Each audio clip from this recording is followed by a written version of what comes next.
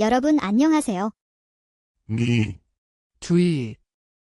채널에 오신 모든 분들 환영합니다. 오늘은 2026년 4월 5일, 정말 흥미로운 주제를 가지고 왔어요. 도시의 교통신호등을 똑똑하게 만드는 인공지능, 강화학습에 대한 논문을 깊이 들여다볼 거예요. 제 옆에는 늘 든든한 설명가 JJ 선생님, 그리고 날카로운 통찰로 무장한 지영님이 함께합니다. 오늘의 논문은 신호화된 도시 간선, 도로에서의 강화학습 제어기 체계적 분석이라는 제목이에요. 뭐라고요? 벌써 어렵게 느껴지시나요?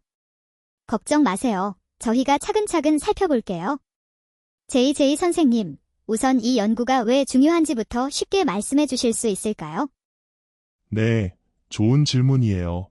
이사벨, 간단한 비유로 시작해 볼게요. 도시의 교차로들은 마치 우리 몸의 혈관 연결부와 같아요.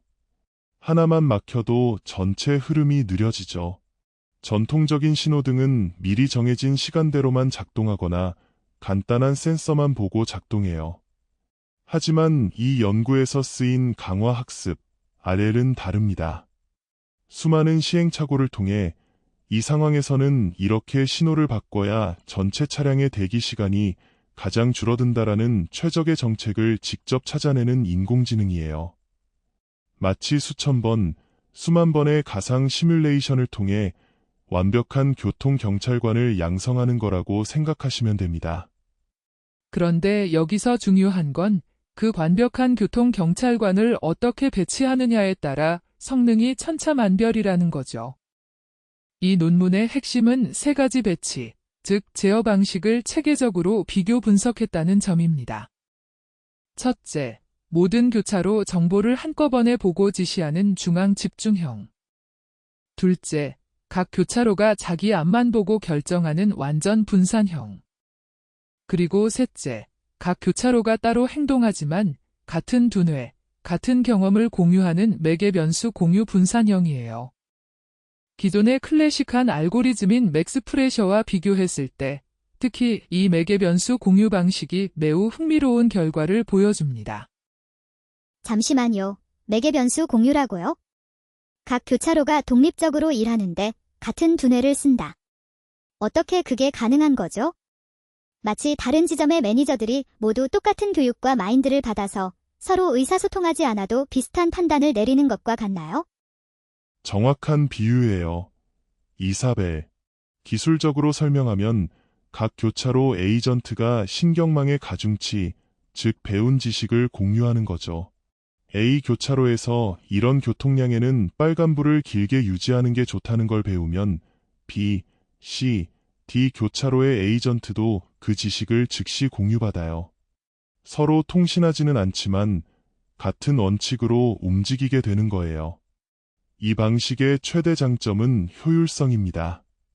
하나의 에이전트만 훈련시켜도 모든 교차로에 적용할 수 있어요. 논문에서는 이 방식이 기대 이상으로 잘 작동한다는 걸 보여줍니다. 그리고 여기서 더 멋진 발견이 나옵니다. 이 매개 변수 공유 방식으로 작은 도로 네트워크에서 훈련된 에이전트를 훈련할 때는 본 적도 없는 더 큰 네트워크에 적용해 봤어요. 그랬더니 공식적인 조정은 없었지만 마치 교차로들 사이에 암묵적인 조화가 생기면서 그린 웨이브, 즉 연속된 신호등에서 차량이 멈추지 않고 흐르는 파동 현상이 자연스럽게 발생하는 걸 관찰할 수 있었습니다. AI가 각자 최선의 국소적 결정을 내렸을 뿐인데 전체 시스템의 글로벌한 협력 패턴이 나타난 거죠. 이건 분산 시스템에서 나타나는 자기 조직화 현상의 매우 매력적인 사례라고 볼 수 있습니다. 와, 정말 놀라운데요? 그럼 앞으로는 도시 전체의 신호등을 하나하나 프로그래밍하지 않아도 하나의 똑똑한 AI를 모든 신호등에 설치하기만 하면 그것들이 서로 눈치껏 그린 웨이브를 만들어낼 수 있다는 말씀이신가요?